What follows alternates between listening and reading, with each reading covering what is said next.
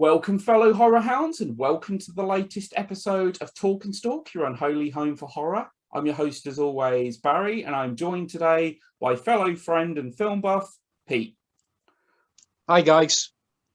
Glad to have you here, as always, man. Obviously, now this was your suggestion. This was actually your suggestion to cover this movie.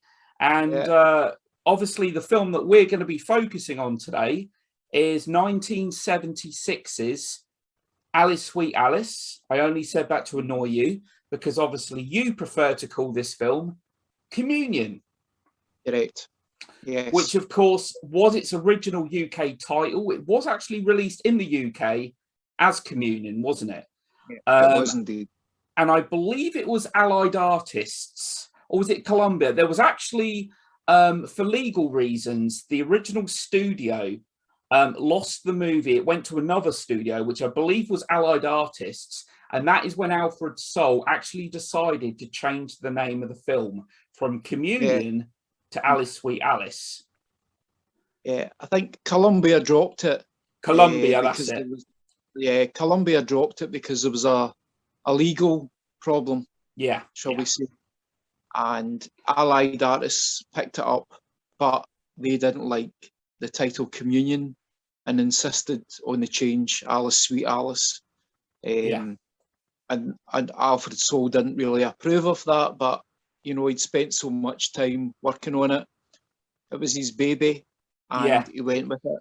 Well, I know that obviously the budget, they had a lot of budget problems with this movie as well. I believe he had to refinance his house as well to really get this film happening. And there were like two to 4 weeks sometimes of no production going on to try and raise money to continue to make this film happen.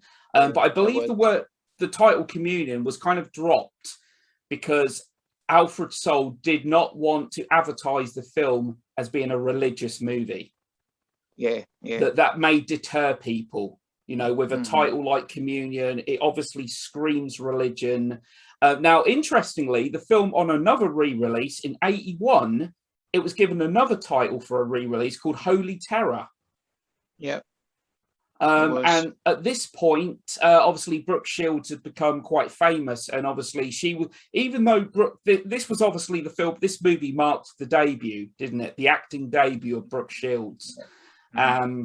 Obviously, as she became more famous, she was very often used in the marketing and the promotion for this film, even though she really doesn't have much in the way of screen time, does she? No, she doesn't. No. But she was more or less. It looked from the trailer that you see of Holy Terror as if she was the big star. Yeah. And actually an adult. Yeah. And she was still a child because they foolishly used stills of her as an adult, you know, as if she was like a prominent character, a prominent actress. That's just false advertising, isn't it? That really is false advertising. But it's like with her success. It's like with Little Shop of Horrors, the original film with Jack Nicholson. Jack Nicholson plays a small role, but obviously Jack Nicholson became a big Hollywood star. And as soon as the film was re-released, DVD, VHS, Jack Nicholson's often used in the cover art. Even though, because he's Jack Nicholson. But he actually only played a small part in the film. Now, correct me if I'm wrong, but Alice, Sweet Alice, Communion, is actually one of your favourite all-time horror films. Yeah, if not the favourite. Oh, wow. Possibly. I would say it's a notch above The Exorcist. Oh, okay. Wow, there's a lot of people going to be coming at you with pitchforks. And there's a lot of people would crucify you for saying that. But I will say this, right? I don't maybe love as Alice, Sweet Alice as much as you, but I do really like the film. It is certainly, but it is one of them movies that definitely does have a cult following. I think among the horror community, this is a film that is very well revered now. This film certainly does have an ardent fan base. Still a little overlooked, though. It doesn't really get talked about a huge amount, in all honesty. But yeah, directed by Alfred Soule. Now, this film, I think you'd probably agree with me here. This movie is basically kind of an American giallo. Correct, it is. It has a lot of giallo aesthetics to it. And from what I understand as well, Alfred Soul actually used Don't Look Now as a big inspiration behind this film. He did indeed, yes. That it was, partially, it was partially inspired this. And with this movie as well, Alfred Soll had actually said, because this was released in 76. Now, the 70s was very much the golden age, wasn't it, of Giallo? Argento was about, Sergio Martino was about, they were churning these films out left, right, and centre. Alfred Soll has actually said he's never seen at that point, he'd never seen an Argento film. He never actually used any of these movies as an inspiration as such, certainly not Argento's films or whatever. I think you'd agree with Don't Look Now, obviously the parallel with there being wearing a raincoat. And the death of a child that, starts the whole thing off, really. Yeah. So we get the yellow raincoat, obviously Don't Look Now, it's a red raincoat. Also as well, maybe I'm looking too much into this, water playing kind of a motif. Now, obviously we Don't Look Now, young Christine actually drowns near the beginning of the movie. Now, there's no drownings in this film, but it actually rains for a good portion of the movie. It does, never stops. Yeah, really?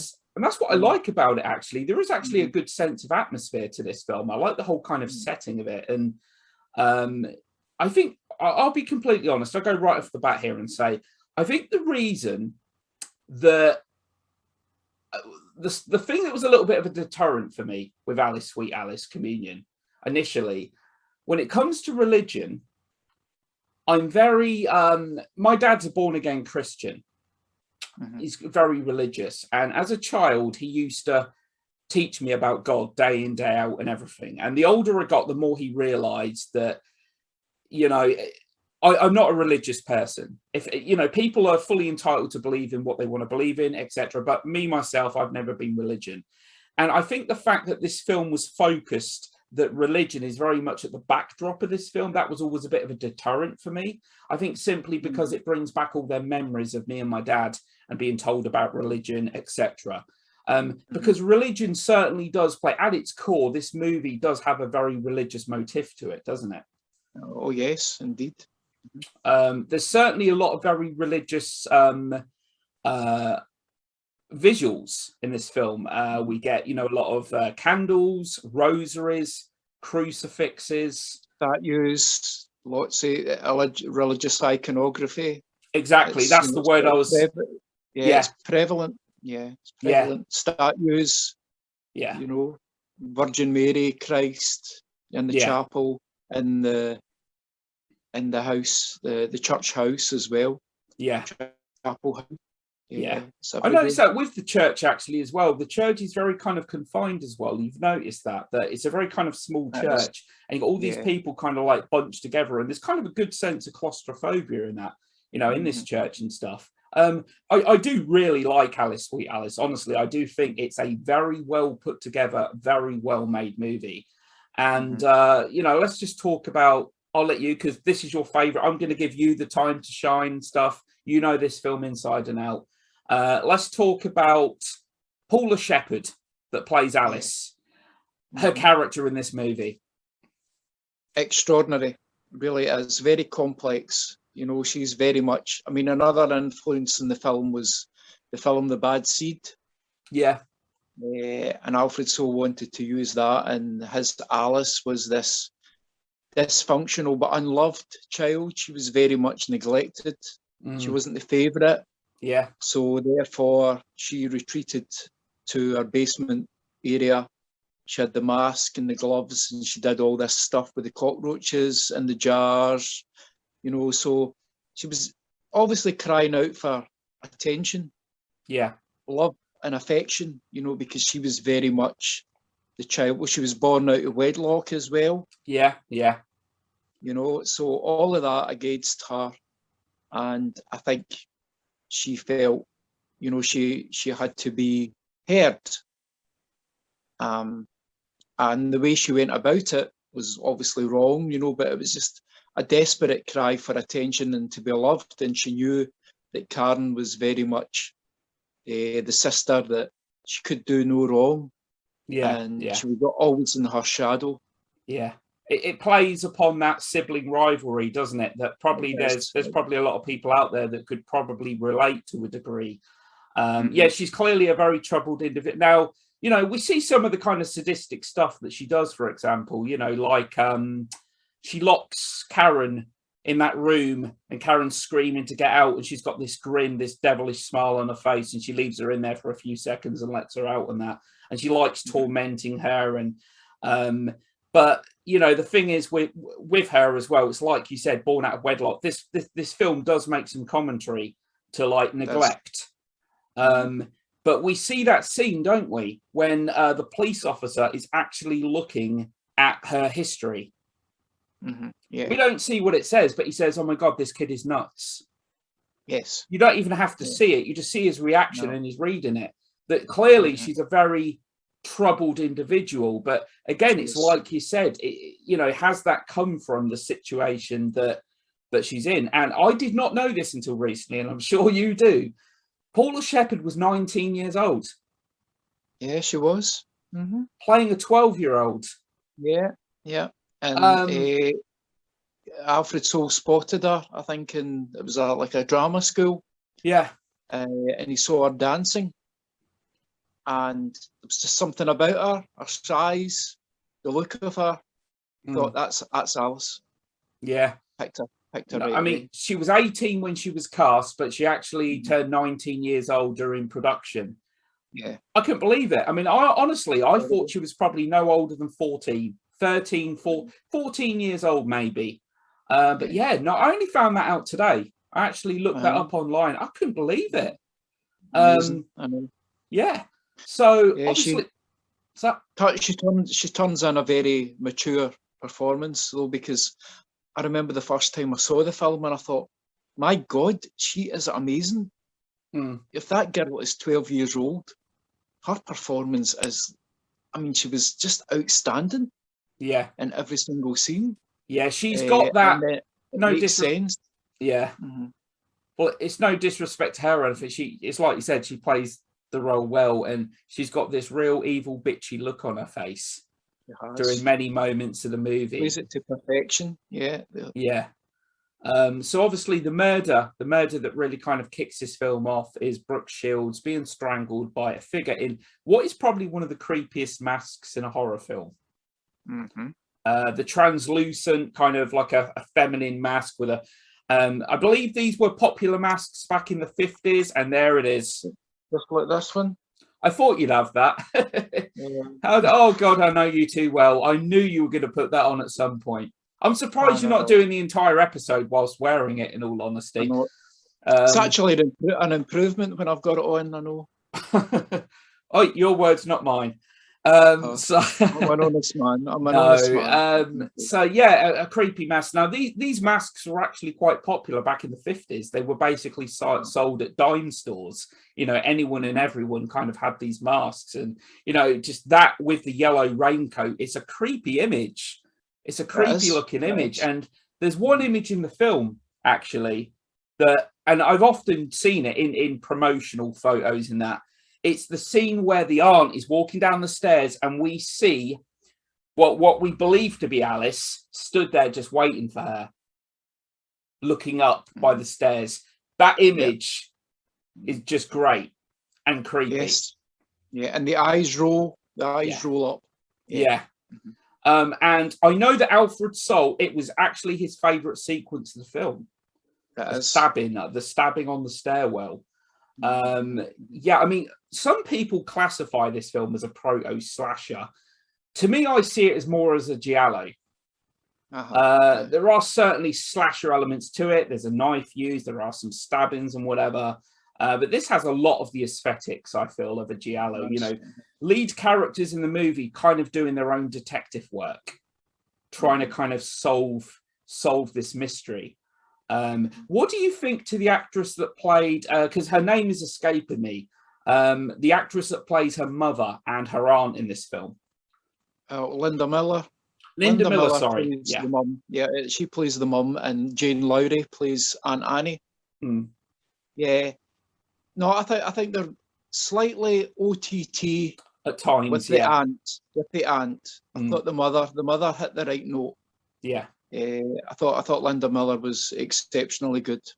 Yeah. And she conveyed, the right emotion, and it was very measured and controlled, and delivered at a kind of an acceptable level. Whereas the aunt, I felt, was slightly OTT, but then again, the character of the aunt was a bit OTT. Yeah, yeah. The way she spoke to her husband, she was extremely controlling. Yeah, and yeah. A bit of a nutter, really. Yeah, I with the aunt, the scene that was kind of OTT, felt a little stilted, was the moment where she actually discovers the body. She's telling the mum that Alice is dead. Not Alice, sorry, Karen is dead, and that's it. But then there's also the other scene as well. I think there's a very kind of semi-powerful moment between the two. It's after the stabbing, which obviously she survives, and she's in hospital, and she's trying to tell her mother, Karen's mother, that it's Alice, and it was Alice that did it. She's like, no, it's not. Alice wouldn't do that, because obviously she doesn't like Alice. Alice is this troubled, naughty child, and that. And there's that whole scene. I'm not lying, and she's screaming and she's breaking down. What did you think to that whole moment? Did that feel OTT to you, or was that? No. I thought that was correct, because then again, it kind of reminded you that she's just that type of individual. So she is going to react like that, and under those circumstances as well, she maybe doesn't want to believe that her own niece has tried to kill her, but at the same time, she's thinking, well, she knows she's got the mask, she knows she's paid. The two of them never hit it off. Yeah. The two of them, were rivals. They really were. They hated each other, Yeah. Yeah, that scene did feel believable to me. It was convincing. It was more convincing. I watched the movie again for the purpose of this episode, actually, and that scene to me was really quite believable. You wouldn't want to believe it. You wouldn't want to believe it, even if there was the smallest part of you that thought your daughter could do that. You would not. You would be in denial. There's no way. Which brings me to another character, actually, which to me is one of the once you've seen this film, you'd never forget this character. And his character, I think his name was Mr. Lorenzo. Oh, Mr. Alfonso. Alfonso, sorry. I mean, yeah, the guy obviously they got, from what I understand, wasn't actually a professional actor. He was actually working as a bouncer at a gay club. That's Alfred Soule convinced him to take on the role. I think he starred in like a couple of other horror movies after this. Kind of minor films or whatever. But as the morbidly obese, extremely pale pervert, basically, that's the best way of putting it.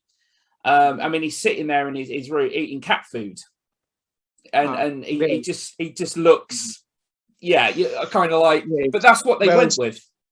Yeah, he's got a permanent kind of brown mark in the front of his pants. Yeah. Not a good look. No, and he certainly made me feel like Johnny Depp. Well, I was sitting there watching it, I've got to say. But no, so obviously they got to go. Yeah, and he's this really kind of sleazy creep. And there's obviously a scene where Alice goes round there, and all right, correct me if I'm wrong here. I might be reading this wrong. Okay, right. But he says to her in a line before this scene actually. They bring him a cake, and he said, I heard about the sister, and he says, it's a shame that she was the one in the box, ended up in the box. He says they always kill, what is it? God always takes the pretty ones. That's spot on. But there's a moment later on in the film where he tries coming on to her. He's pushing himself onto her. And leading up to that scene, he says, I know what you've got down below. Is he talking about the apartment downstairs? Oh, he must be talking about the basement, right? That's what I was hoping he was meaning. Yes, because I think he's thinking that she killed Karen. That's how I was interpreting it. Right. But there was also a little part in my brain thinking maybe that was a pervert comment. I don't know. Well, it could be, but then again, he's maybe thinking I know what you've got downstairs, and it's almost like blackmail. If you don't like sort of go along with what I'm going to do now, then I'm going to tell the police what you've got downstairs. Yeah, get her further implicated in the case. Yeah, what you've just said actually makes perfect 100% sense. Actually, thinking about it, it's the way my brain sometimes works. I was like, I'm making myself look like a goddamn pervert now.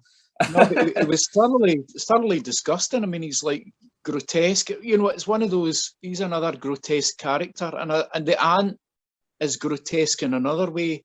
But I think it works in the film's favour. Yeah, it just adds to the whole weirdness of everything. The film's got a very, it does have kind of a, from what I understand, 90% of the movie was actually filmed on 16mm as well, given that kind of has a low budget, kind of grainy, kind of feel to it, kind of an aesthetic. It's a very kind of modern Gothic aesthetic, I think, to this movie as well. But yeah, with his character, he's completely, I don't know what the best term to use is, sleazy. And I mean, if you were the mother of Alice, I don't even know if you'd want your daughter going up there to a man like that. No, you wouldn't. Unless he puts on a facade and he acts completely different around the mother or whatever, I don't know. But well, he must, because he thinks quite highly of Catherine. You know, he does say, "Oh, your mum's such a lovely lady." Yeah. He is the landlord, you know, and you know their relationship is obviously, you know, workable. Yeah. Or functional, you know, to a certain extent. But she's maybe not thinking, "Oh no, he's not. He couldn't possibly be capable of anything like that, surely," you know. Yeah. I mean, that whole moment, to me, it's kind of like one of the standout moments of the film, is the stabbing and her, you know, screaming and going out into the rain.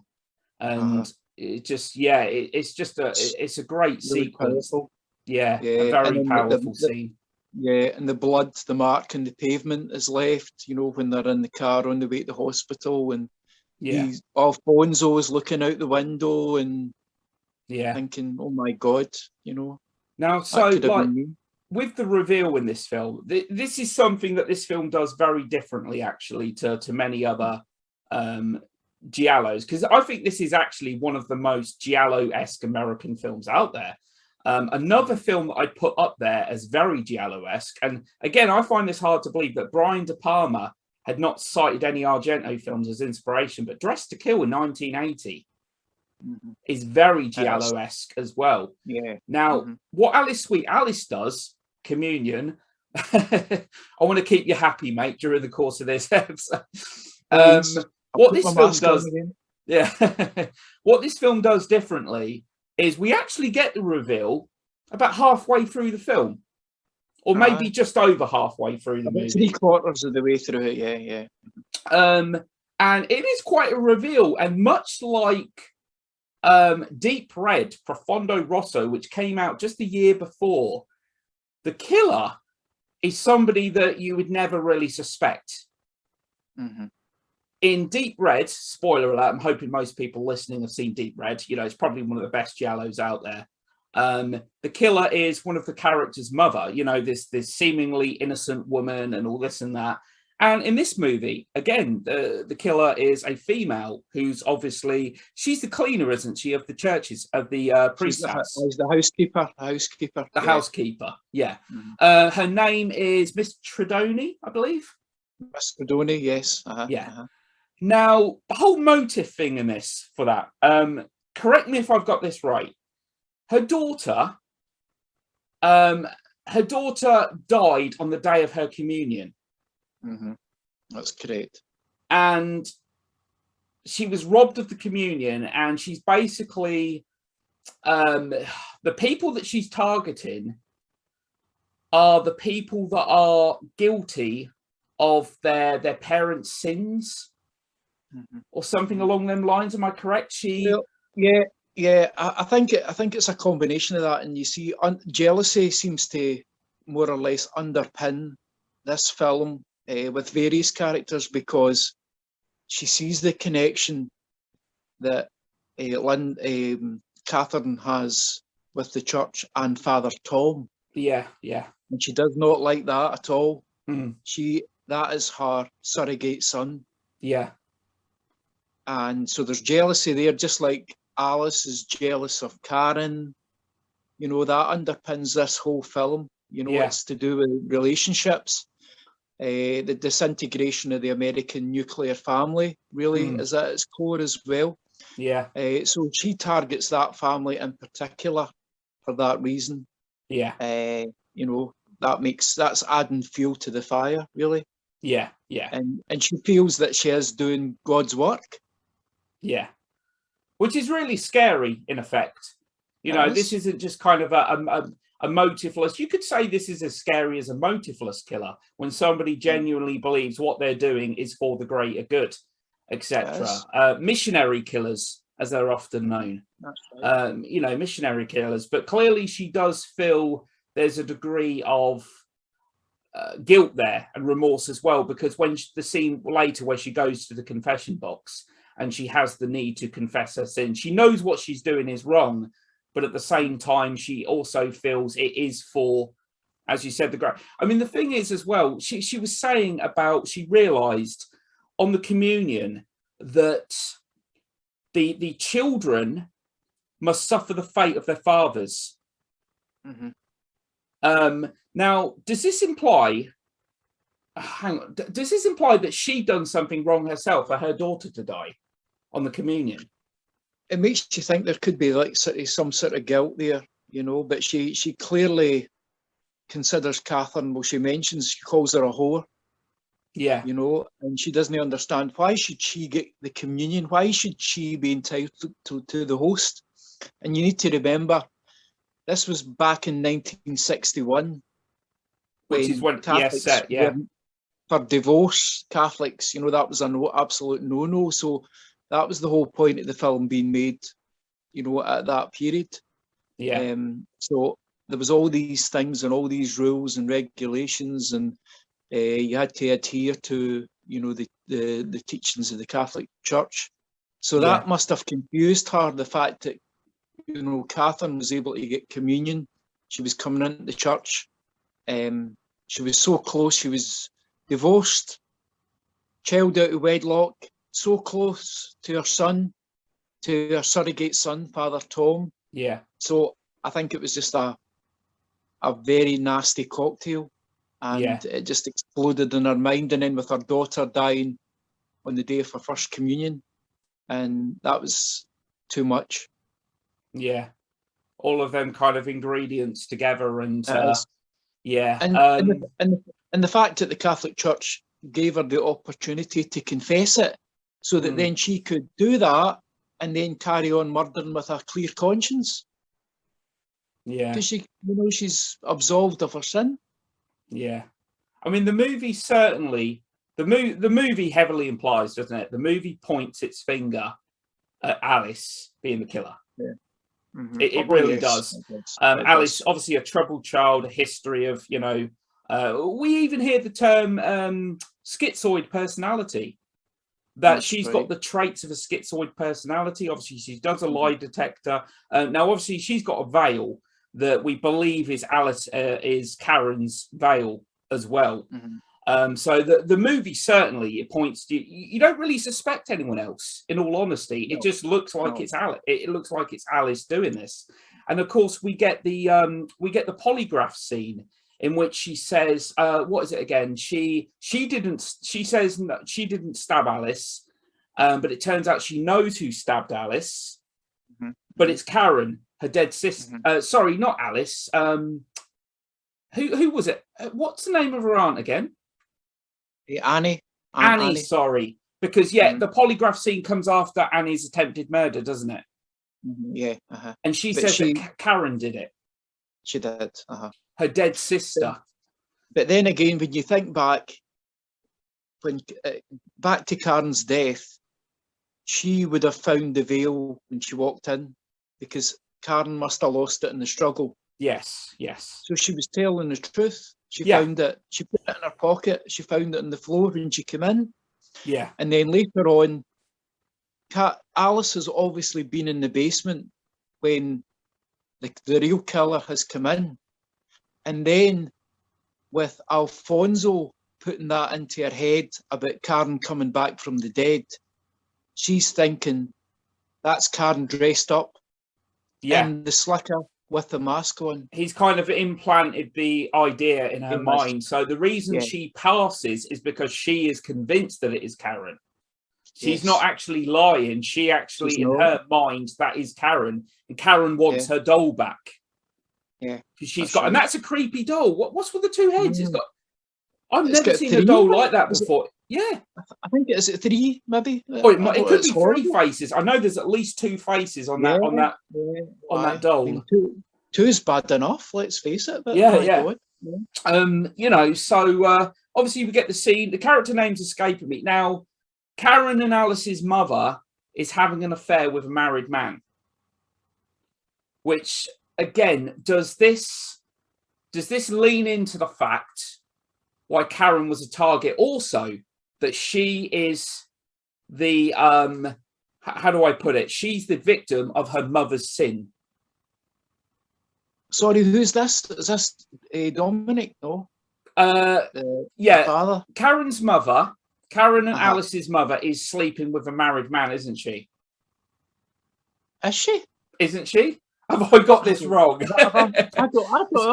Excuse me if I'm getting the characters mixed up. I'm not getting the characters mixed up, am I? I don't know. Gets a telephone call and it says it's your wife. Yeah, that's Dominic, because he's remarried. That's Karen. That's Catherine's first husband. So the father of Alice and Karen. Okay. Dominic, he's remarried. Okay, so there's not adultery going on there then. No, he's remarried. Oh, okay, all right, okay. Sorry, my confusion there. I was getting characters mixed up. But obviously he gets led away. He receives a telephone call, and again, very kind of Giallo-esque. There is a moment in this film where the killer actually phones up and makes all these weird noises over the telephone, which again is quite a common trope in Giallo. And of course, he gets lured. Now, obviously, this is Mrs. Tredoni putting on this voice, I speak, to lure him to the warehouse. Spoiler alert. Yeah. Oh, we're going into spoil. We went into spoilers 10 minutes ago when we were talking about Miss Tredoni. I know. When Miss Tredoni being the killer. So yeah, and obviously, again, that was a very "don't look now" moment, actually, when he sees a figure and he's chasing the figure in the yellow raincoat. Exactly. Quite don't look now there. And obviously, now what happens to him? He actually gets hit over the head, doesn't he? Gets knocked out. He's stabbed in the shoulder. That's it. First of all. And then he's battered with bricks and her shoe. And then pushed over the building. Do you know what? I'm going to tell you something now. How many times has he hit roughly, would you say? Oh, plenty. Quite a lot. He's bashed in the head about 2 or 3 times with a brick and the chin. And then he's tied up with rope. And then when he's trying to grab the crucifix that's dangling from her neck, she starts battering him with the shoe. Do you know what? Do you know what's really annoying to me? I watched this film on Amazon Prime. It's cut. Nearly all of that is cut. Yeah, I haven't seen the whole film. That's the thing. Oh, that's what's really annoyed me. Earlier, when you said she calls her a whore, not in the film. It's not in the version I watched. Right, that's in the climax. Yeah, no. I watched it on Amazon Prime, expecting this film to be uncut, to get the film in its entirety, and a lot of what you've just mentioned, no. I mean, I have seen the film before. I have seen it a few times, but it's been a long time, so I don't remember certain details. But I watched it really expecting to get the whole movie, and what you've just said, all I saw was one bash on the head. That was it. Oh man! Oh no! It's really nasty. Yeah. So here's for anyone. Well, actually, I think it was on Shudder, or I think it was Shudder, not Amazon Prime. you watch films like this on these streaming services, just expect cuts and edits and all that. And it's why remove that? Well, do you know it was when they showed it on terrestrial TV in the UK. It's only ever been on once, and it was 1986, and it was severely cut. Yeah. One of the scenes they cut a lot of that out. They cut a lot of the violence out, and there's a bit where Alice is strangling one of Alfonso's cats. That was cut. Now, yeah. That now this is what I don't get right. That scene's intact in the version I watched. That scene is intact. My God, because I saw that scene. Yeah, it was horrible. It pains me to see it because I hate cruelty towards animals. And she picks it up, and I can fully understand why that scene was cut in the UK because obviously, you know, a big stance on animal cruelty, etc. So that was cut. Oh, sorry, that was intact, but the bashing across the head was removed. That's crazy. It is crazy. We're in an age now. We're in an age. This is what it just bewilders me. We're in an age where we can see films like Saw and Hostel get released uncut. And yet we can't have a little bashing in the head in Alice, Sweet Alice. No. I mean, certainly, it is a nasty, nasty moment, but I wouldn't say that it was worse than anything else that you've talked about. No, in comparison, there's a lot of very exploitative films out there, and they seem to go by uncut, or even if they're trimmed, they're still pretty explicit.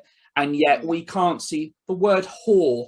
Can't even get mentioned. Now, I don't know if this is due to any kind of religious stance on the film. I've got no idea, because I know this film caused a controversy. This film did cause some controversy.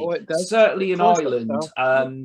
It was described as being very anti-Catholic, you know, in Ireland. And it just baffles me. So yeah, I haven't. So I apologize. I haven't. Certain scenes you've mentioned, I can't really comment on because I haven't seen the whole film. So Aunt Annie was her stabbing intact in the staircase? That's the thing. Unless I compare the two, I don't know. I can't remember how many times she was stabbed. Stabbed in the leg and the knee, and the foot. There's a great big close up of the knife going into the foot. No, cut. Oh, I'm sure that's cut. Do you know what? I'm going to rewatch it afterwards. I'm going to rewatch that scene afterwards, and I will let you know. I'll tell you, but I don't remember an up close shot of that. So I'll let you know. I've got a feeling that was trimmed as well. It's annoying. You watch a film, you want to see the whole goddamn film. You do. With all the words that can get, you know, the C word, which is deemed by many to be one of the most offensive words in the English language, can get churned out in God knows how many shows and films. Yet the word whore can't even make it into the film. Unless they were maybe unable to, but I could hear it clearly, but, you know, because she's speaking in, you know, broken English, you know, with the accent, and maybe they've not maybe picked it up. I don't know. Yeah, I'm not sure. But I mean, overall, you know, I really like Alice, Sweet Alice. I am annoyed that I haven't seen the film in its entirety, but I really like the film. You know, I think, as I said, I think there's a great sense of atmosphere. I will say this as well. I love the music in this film. It really is quite suitably creepy. It's ideal, isn't it? Yeah, it's very fitting. Very fitting. There's lots of nice themes. You know, there's like I call it the Alice. There's an Alice theme.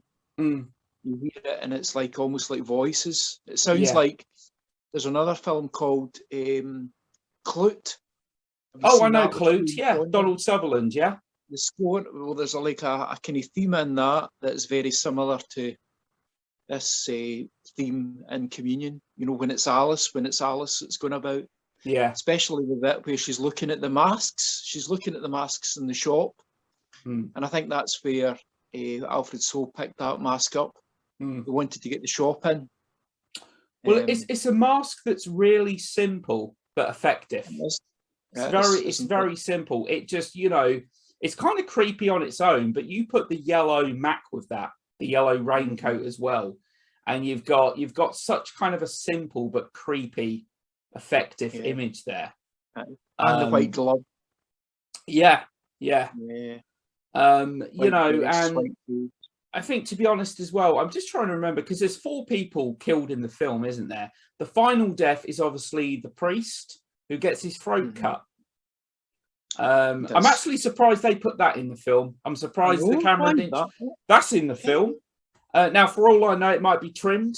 The throat cutting might be a little bit longer in the version you've seen. Do you own this film on Blu-ray? I do. Okay. Have you watched it on Blu-ray? I'm assuming you have. You own it. You've watched. Yeah. So all of the stuff you've talked about is in the Blu-ray version. It is. Yes. Okay. Yeah. Because I honestly thought Shudder, it was all obviously not uncut, uncensored, and whatever. I'm assuming the film has an 18 certificate. It does. Yeah. Yeah. Okay. Because I want to see the film fully. But no, I think it's a really good film. As you said, it is very much kind of steeped in religious commentary in that, if you will, but not to the point of, I don't feel like it's a film that's kind of, it's not bashing you across the head with it. No. There's a religious motif to the crime, obviously the motive behind the killer, etc. Now, when you found out the killer reveal, when you first watched this, was it a surprise to you? It was, and it was also a surprise of where it landed in the film, because I thought, my God, they've still got about half an hour to go. Yeah. What could possibly happen now? Yeah. And then I was beginning to think, is there more than one killer? Is maybe Alice a killer as well? You know, so it was quite tantalising, because even though she isn't the killer, Alice, it makes you think, is she perfectly capable of killing? And right at the end, it makes you think, is she going to take over where her predecessor has left off? Yeah, you've just reminded me of the final shot of the film, her putting the bloodied knife into the bag, you know, picking up the bloodied knife and just seeing the camera just freezes on her, actually. It's just that look. It's all in that look that she has. And it would imply that, I mean, where is Alice going to go from here? Is she going to end up as a killer herself? I mean, we still don't know definitively what she's done. For this police officer to say this girl's nuts, what has she actually done? What kind of things is she capable of exactly? The only thing that we heard was, I think there was a line when they were doing the lie detector test, and she said she put Debbie's coat in the toilet. Oh yes. Yeah. Which is naughty, but not like, that's a future serial killer or anything. Well, I think that's the tip of the iceberg, really, you know. Oh yeah. With Alice. Yeah. You know, just the opening to the film as well, I like, it's kind of creepy. You hear kind of whispering, and the camera pans across to a figure in a white veil. So they're saying a prayer, it's the Hail Mary. They keep saying over and over and over and over again.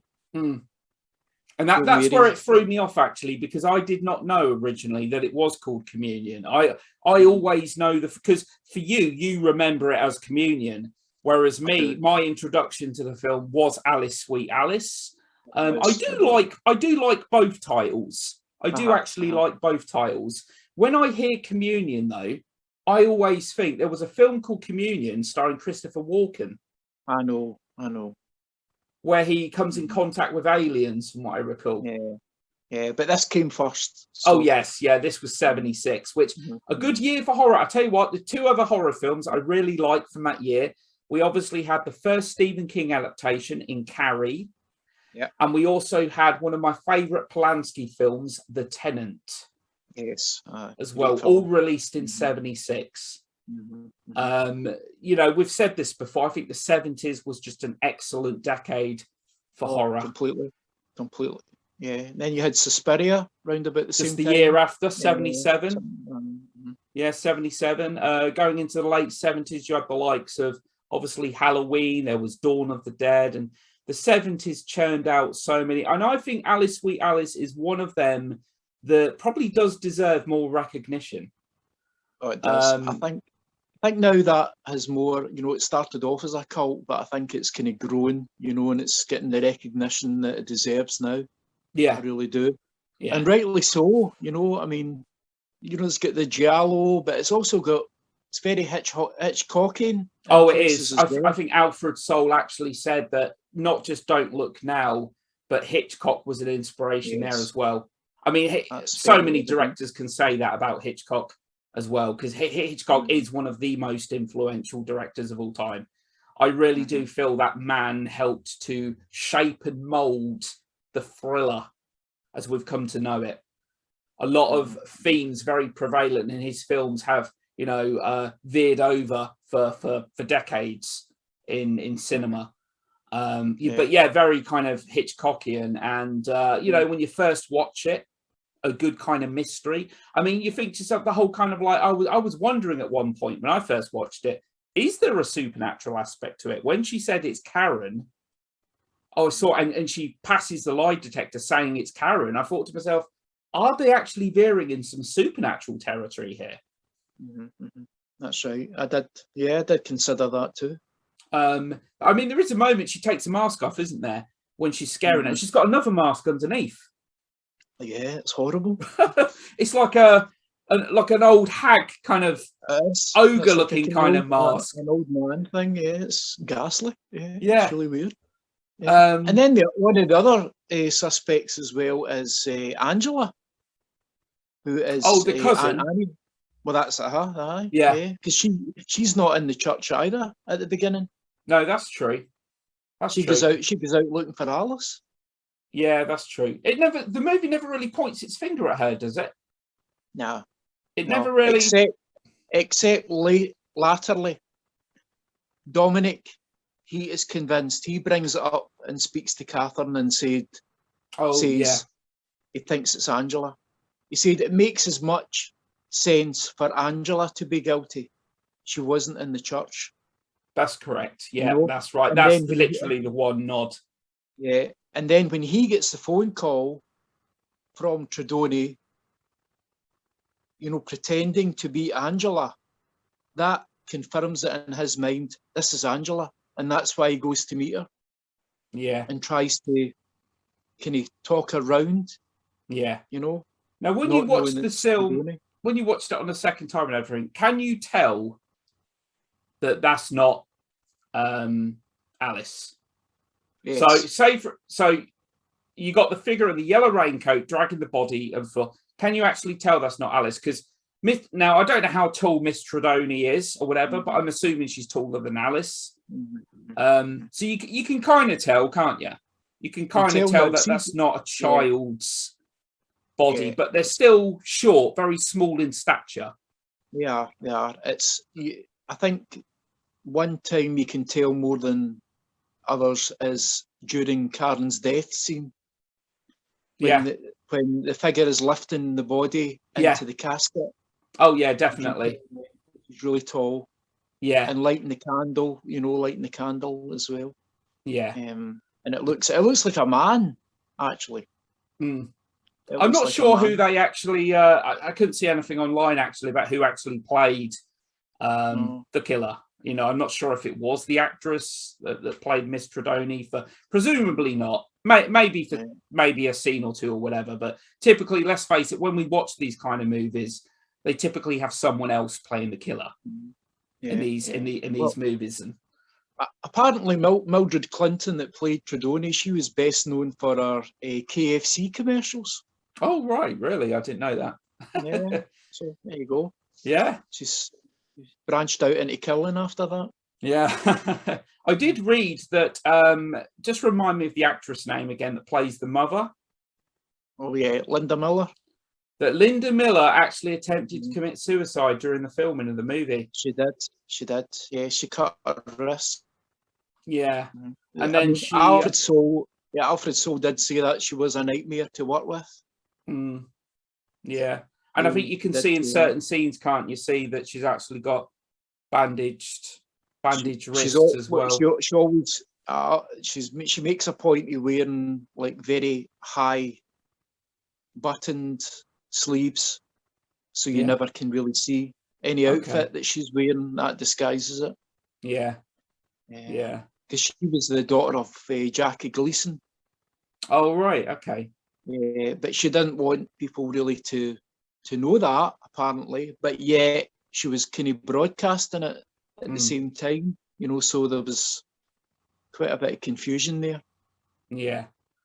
But yeah, it's a really good film. Did you notice the Psycho poster in there? That's right. Yeah, it's hard to spot. Yeah, 1960. So obviously just the year before that this film was actually set. But yeah, Don't Look. I nearly called it Don't Look Now there.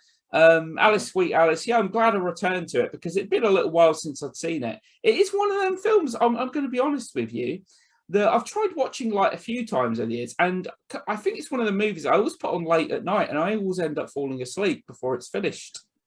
That's quite a long film. It's about 100. I think it's 108 minutes. That is. It's around about 108, 109 minutes. But yeah, because it's a film that's quite leisurely paced. I feel like it's one of them movies, kind of a comfort film, and that, if you will, as well. As weird as that might sound, So no, I think it's a really good film. It would be now. You said this is probably your all-time favorite horror movie. Yeah, I think so. See, I discovered this. Well, it came to me in the form of a paperback book. I remember, I think I told you about this. I was in Woolworths years and years ago. Yeah. And I was just a child, and I was brought up Catholic. And I was going to be making my first Holy Communion. And I saw that paperback book on the shelf. Yeah. With the girl dressed in the communion dress. And she had a mask on. Yeah. Blood on her mouth. She was holding, it looked like a knife. Blood in her dress. And I thought, my God, she's going to go out to get me. And that stayed with me. Yeah. And then a couple of years later, they made the film. And I saw that, and I just thought, I need to see this film.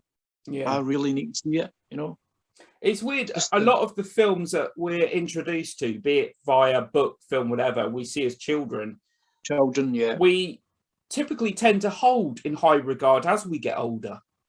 Yeah. As well. I've noticed that American Wealth in London was like the first horror film I think I ever saw, Night of the Living Dead. And it's when you're introduced something at a young age, I feel like a lot of the time you'll probably have a soft spot for it. Yeah, that's very true. There's certain horror movies that I will admit that there's certain movies in general, but I used to watch a lot as a kid. I was introduced to them at an early age, and I will turn around and say, do you know what? I know that they're probably not the best film ever made or anything like that. They're not, but you know what? I love them. I have a soft spot. It played a part in my growing up. Yes. And yeah, that's how I feel with a lot of horror films that I grew up on. I think most people would agree with that. Yeah, most fans would. Yeah. Certain images, and with this film, I'll admit I didn't see Alice, Sweet Alice Communion until I was probably, I think I saw it was about 15, 16 years old no, actually a little older, because I didn't see it till it was on DVD. And the image on the front cover was the image I was talking about earlier, where they're waiting at the stairwell with the eyes. Yeah, right. And I remember seeing it. The Anchor Bay. Yes, I believe it may have been. It may have been. So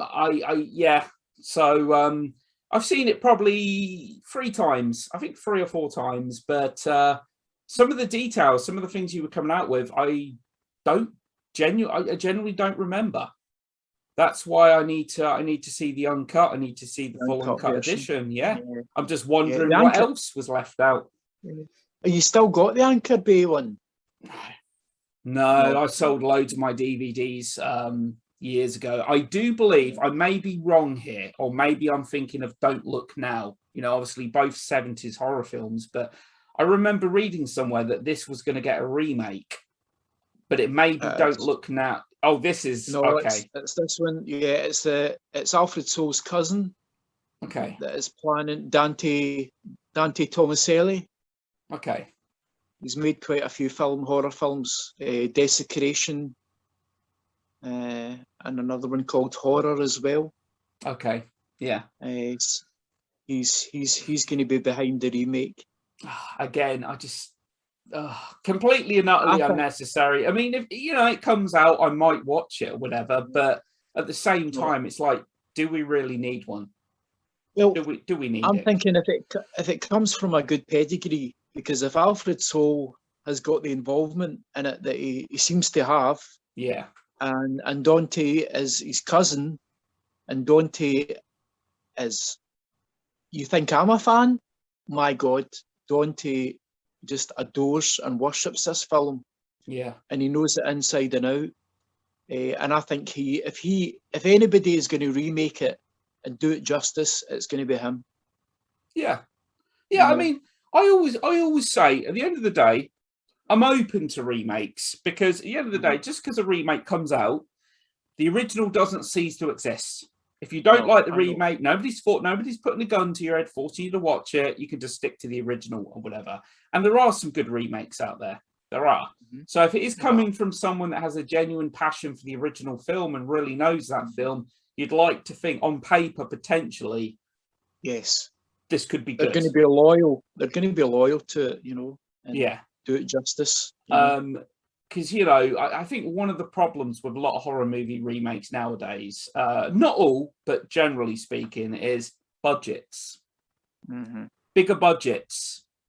CG, less practical. CG, let's make everything a little more glossy and a little more flashy. And they might look good on screen and flossy and glossy and whatnot, but it takes away from me. It takes away the kind of raw, visceral quality that some of these original films had. Yeah, but see, that's one other consolation, because that is not Dante's style. Okay. See if you check out some of his films, you'll see what I mean. Okay, cool. Yeah, very, very matter of fact. They're not flashy. They're extremely. They're raw films. There's nothing artificial about them. Yeah. And that's why I think he would do it justice, Okay. If he continues in that style, if he continues that style. Yeah. I'm pretty certain, though, I'm sure as well, Don't Look Now has been talked about being remade as well, I've got a feeling that it's been talked about on and off for some time now. But yeah, I think that's pretty much it. Needless to say, you're a huge fan of this film. And yes, I think it's a really good horror movie. I'm a big Giallo fan. So I really appreciate a lot of the aesthetics that it has, for that reason as well. And so I think the next now I'm going to ask you quickly, because obviously we've got to get a film lined up for the next episode, and this film, tonally speaking, is going to be so goddamn different to the film that we've just been talking about. Have you seen Killer Clowns from Outer Space? Not for a long time.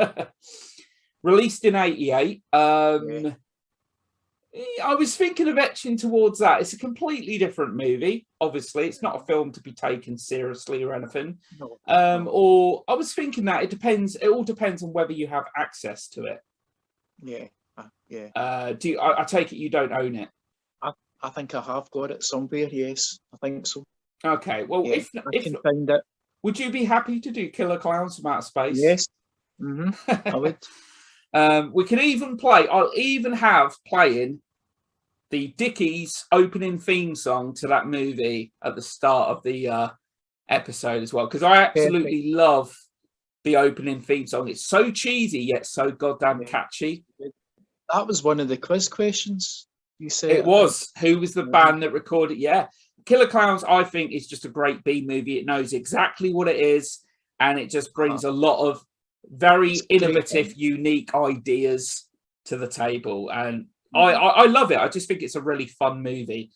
So, but yeah, that's it for today. Thanks a lot, Pete, for being back on, man. Thank you. Thanks for having me back. And just one final thing.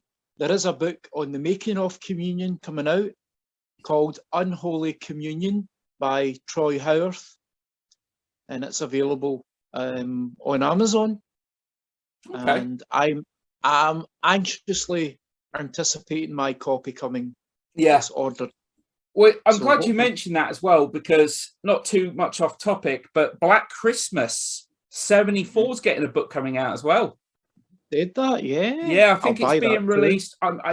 The thing is, I thought it would get a Christmas release, being, you know, a Christmas themed horror film, but it's out early next year. But yeah, I'll be looking forward to that. That just goes to show you, because Black Christmas is a cult horror film. Alice is a cult horror film, and yet they're getting books published. But that's it. Now they are getting the recognition they deserve. Yeah. So, but yeah, so we'll have another episode soon, and me, you, and Joseph will be back again soon as well. We'll have our very own little threesome, and whatever movie that's going to be, we'll decide. We'll decide on the topic. And yeah, so thanks a lot to everyone that watched, and thank you. Be back again soon to haunt you and torment you. Take care. Okay.